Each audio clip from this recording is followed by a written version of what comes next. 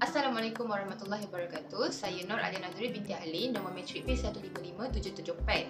Topik kumpulan kami adalah topik 1, iaitu kami akan menerangkan tentang bagaimana penguasaan teori psikologi dalam pendidikan membantu meningkatkan profesionalisme guru dan keberkesanan dalam proses pembelajaran.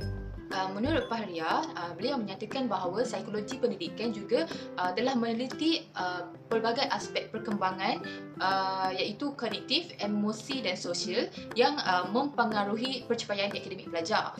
Okay, selain itu, rujukan lain juga telah menegaskan bahawa pengalaman pembelajaran yang disusun dengan baik boleh membentuk sikap positif pelajar terhadap pembelajaran. Okay, antara teori utama dalam psikologi pendidikan ialah teori behaviorism, cognitivism, constructivism dan humanism. Okay. Teori-teori ini telah memberi pemahaman tentang bagaimana pelajar membina pengetahuan, mengawal emosi dan membentuk konsep kendiri yang lebih positif. Jadi dalam erti kata lain, bahawa psikologi pendidikan membantu guru bukan sahaja menyampaikan ilmu tetapi juga membina suasana pembelajaran yang lebih kondusif, yang di mana dapat menyokong perkembangan pelajar secara menyeluruh serta meningkatkan kecekapan dan profesionalisme guru itu sendiri. Jadi secara ringkasnya, saya dapat terangkan bahawa psikologi telah berasal daripada bahasa Yunani iaitu psyche yang bermaksud jiwa dan logos yang bermaksud ilmu. Maka dapat disimpulkan bahawa psikologi ialah ilmu yang mengkaji tingkah laku dan proses mental manusia. Dalam konteks pendidikan, psikologi pendidikan ialah satu bidang yang telah mengkaji bagaimana pelajar belajar dan bagaimana guru boleh mengajar dengan lebih berkesan. Rujukan pada tahun 2005 iaitu menurut Sriga dan Reksa, penguasaan teori psikologi membolehkan guru menangani pelbagai cabaran di dalam kelas, sebagai contoh perbezaan gaya pembelajaran, motivasi pelajar, tahap masalah disiplin, dan ia juga membantu guru merancang strategi pengajaran yang sesuai dengan keperluan pelajar itu sendiri. Salam sejahtera. Untuk bahagian ini, saya akan membentangkan berkaitan dengan 3 tujuan utama mengapa guru perlu mempelajari psikologi pendidikan. Baik, saya mulakan dengan tujuan yang pertama iaitu dapat memahami perkembangan murid. Setiap murid secara amnya akan berkembang dengan unik, terutamanya dalam aspek kognitif, emosi, sosial dan moral mereka. Menurut teori perkembangan kognitif oleh Piaget, di mana kanak-kanak terbahagi kepada 4 peringkat, contohnya pada peringkat operasi konkret iaitu pada umur 7 sehingga 11 tahun akan lebih mudah untuk memahami konsep abstrak jika menggunakan bahan bantu mengajar yang konkret. Selain itu, teori psikologi Erikson menyatakan bahawa murid yang mendapat sokongan daripada guru akan lebih berkeyakinan dan bermotivasi untuk belajar. Kajian lain juga menunjukkan bahawa hubungan yang positif antara guru dan murid dapat meningkatkan pencapaian akademik serta motivasi mereka untuk belajar. Apabila guru memahami aspek ini, sudah tentu guru akan lebih responsif ataupun peka terhadap keperluan murid mengikut perbezaan murid itu sendiri. Tujuan yang kedua iaitu dapat meningkatkan keberkesanan pengajaran dan pembelajaran. Guru yang memahami psikologi pendidikan ini dapat memilih apa strategi yang sesuai dengan keperluan dan perbezaan murid. Antara perbezaan murid seperti perkembangan intelektual, kemampuan mereka untuk berbahasa, bakat dan minat, gaya belajar, serta kepribadian mereka. Teori konstruktivisme menekankan pembelajaran secara aktif iaitu melalui pengalaman dan interaksi aktif dengan persekitaran mereka. Selain itu, teori motivasi kendiri ataupun self-determination theory oleh Deci dan Ryan menunjukkan bahawa murid lebih bermotivasi apabila mereka diberi autonomi, kepercayaan terhadap kebolehan mereka sendiri dan mempunyai hubungan yang positif ataupun baik dengan guru serta rakan di sekeliling mereka. Pendekatan penggunaan ganjaran seperti yang dijelaskan dalam teori pengukuhan oleh Skinner bukan sahaja mampu menggalakkan respon yang baik, malah dapat membantu guru itu sendiri untuk menilai sama ada proses pengajaran ataupun pembelajaran berkesan ataupun tidak. Tujuan yang terakhir iaitu pengurusan kelas yang berkesan. Pengurusan kelas yang berkesan ataupun baik bukan sahaja mampu mewujudkan persekitaran pembelajaran yang kondusif, malah mampu mewujudkan persekitaran yang positif juga. Murid secara amnya mempunyai gaya pembelajaran yang berbeza seperti visual, auditori dan kinestetik. Oleh itu, guru perlu menggunakan pelbagai kaedah pengajaran untuk mewujudkan pengurusan kelas yang berkesan ini di samping dapat memenuhi keperluan murid. Model disiplin with dignity oleh Cohen dan Mendel menekankan kepentingan hubungan baik dan rasa hormat antara guru dan murid. Selain itu, strategi pembelajaran yang berpusatkan murid seperti pembelajaran berasaskan projek ataupun project-based learning dapat meningkatkan kemahiran kritikal dan kolaboratif mereka. Ini bukan sahaja mampu menggalakkan disiplin yang baik, tetapi juga mampu menyokong perkembangan sosial dan emosi murid di samping memastikan pembelajaran menjadi lebih lancar dan berkesan melalui keterlibatan mereka. Sekian, terima kasih. Assalamualaikum dan salam sejahtera. Saya Nurul Afida binti Afendi dengan nombor matriks P155821. Di sini saya akan membentangkan bahagian 3.0 iaitu kepentingan teori dalam meningkatkan profesionalisme guru dalam pendidikan. Profesionalisme guru bukan hanya sekadar kelayakan tetapi merangkumi pemahaman yang mendalam tentang teori pendidikan yang membentuk strategi pengajaran dan pembelajaran yang efektif. Kajian yang dilakukan oleh Darling Hammond pada tahun 2019 menunjukkan bahawa guru yang memahami teori pendidikan memiliki tahap profesionalisme yang lebih tinggi. Antara kepentingan teori dalam meningkatkan profesionalisme guru dalam pendidikan yang pertama ialah pemahaman yang mendalam tentang proses pengajaran.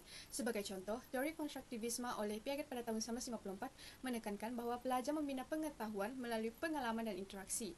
Oleh itu, guru memainkan peranan sebagai facilitator dan boleh menggunakan kaedah seperti pembelajaran berasaskan projek atau kolaboratif untuk menggalakkan pelajar berfikir secara kritis.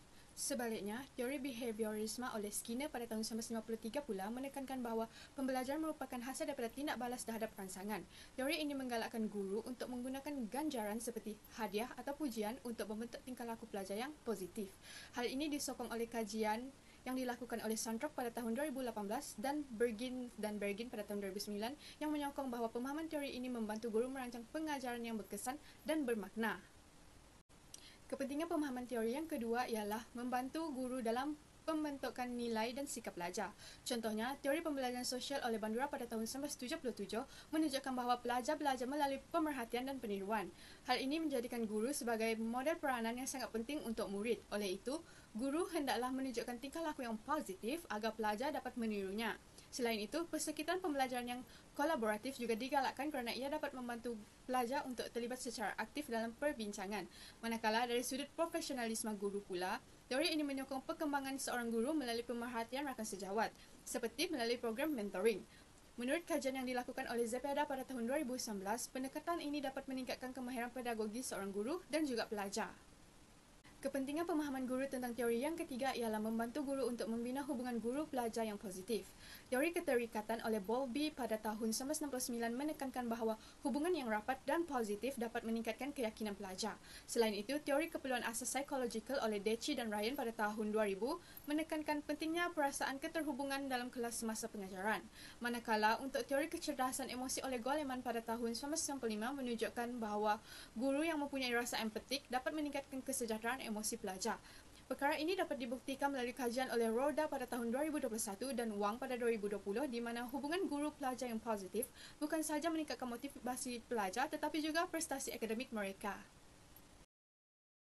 Refleksi profesional ialah satu proses berterusan di mana guru menilai dan memperbaiki amalan pengajaran mereka. Dengan bantuan teori pendidikan seperti teori pembelajaran sosial oleh Bandura, guru dapat melihat diri mereka sebagai model kepada pelajar.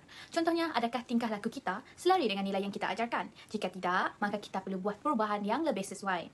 Refleksi juga membantu kita untuk memahami bagaimana pengajaran kita mempengaruhi minat, motivasi dan hasil pelajar. Melalui refleksi yang jujur, kita boleh mengenal pasti kekuatan dan kelemahan diri dan seterusnya memperbaiki kualiti pengajaran. Seterusnya, penilaian pembelajaran bukan sekadar alat untuk menguji pelajar, tetapi ia juga membantu guru memahami keperluan murid. Dengan menggunakan teori seperti taksonomi Bloom, kita boleh merancang soalan untuk mencabar pemikiran murid pada pelbagai aras. Daripada mengingat fakta, hinggalah kepada menganalisis dan mencipta. Selain itu, kita juga perlu memahami perbezaan antara penilaian formatif dan sumatif, iaitu penilaian formatif seperti kuis ringkas dan perbincangan boleh membantu kita menyelesaikan pengajaran mengikut keperluan murid, manakala penilaian sumatif memberikan gambaran keseluruhan tentang pencapaian mereka.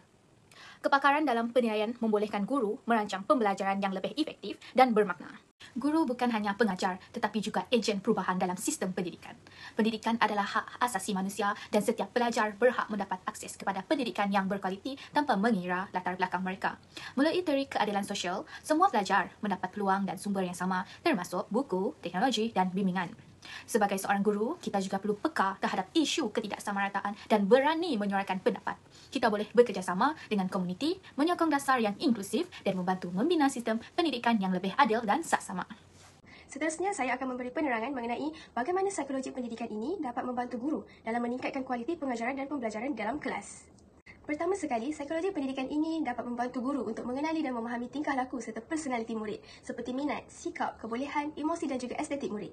Dengan itu, guru dapat merancang kaedah mengajar yang sesuai bagi memastikan murid melibatkan diri di dalam kelas secara aktif. Jadi, guru perlulah menentukan beberapa peraturan di dalam kelas supaya keadaan di dalam kelas dapat dikawal dengan baik. Salah satu teori yang dapat dikaitkan adalah teori behaviorism yang dikaji oleh beberapa tokoh seperti Ivan Pavlov, John B. Watson dan B.S. Skinner, di mana mereka menekankan bahawa tingkah laku murid ini dipengaruhi oleh rangsangan dan juga tindak balas. Dalam konteks pendidikan pula, teori ini menegaskan bahawa persekitaran bilik darjah mempengaruhi sikap murid, di mana pengukuhan dan juga hukuman memainkan peranan penting dalam mengubah atau mengekalkan tingkah laku seseorang.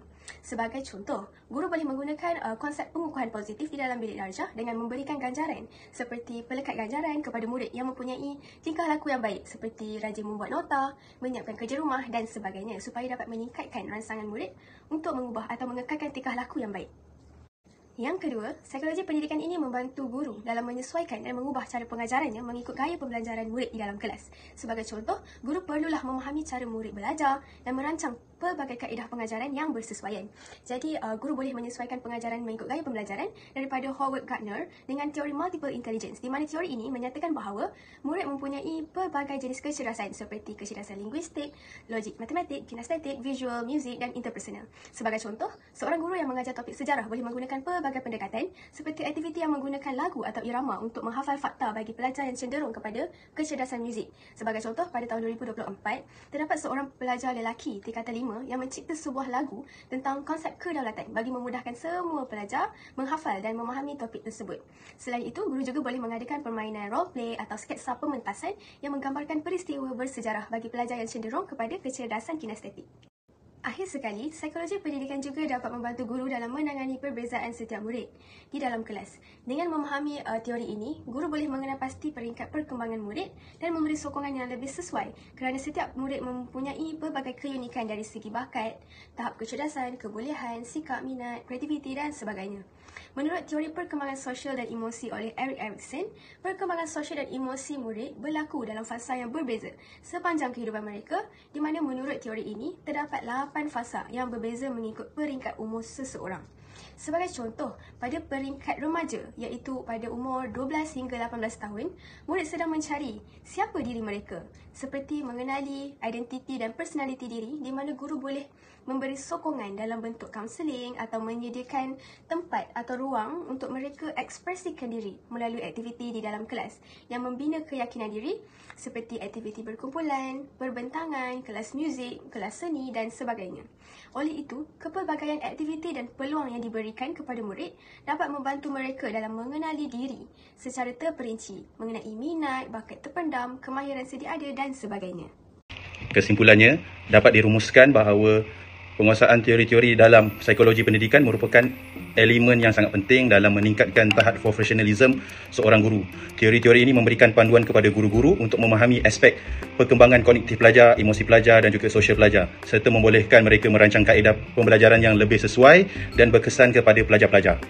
Dan selain itu, penguasaan guru terhadap teori-teori psikologi seperti behaviorism, cognitivism, constructivism dan juga humanism membolehkan guru-guru mengubah cara pengajaran mereka dengan lebih inovatif dan juga fleksibel.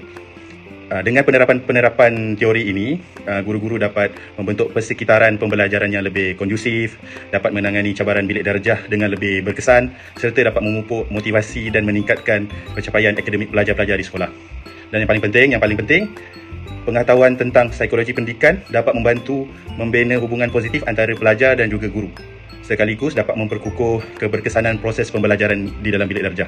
Secara keseluruhan, penerapan teori psikologi pendidikan ini bukan sahaja menjadikan guru lebih kompeten dan berdedikasi, tetapi turut memastikan pengalaman pembelajaran lebih bermakna dan berkualiti bagi semua pelajar.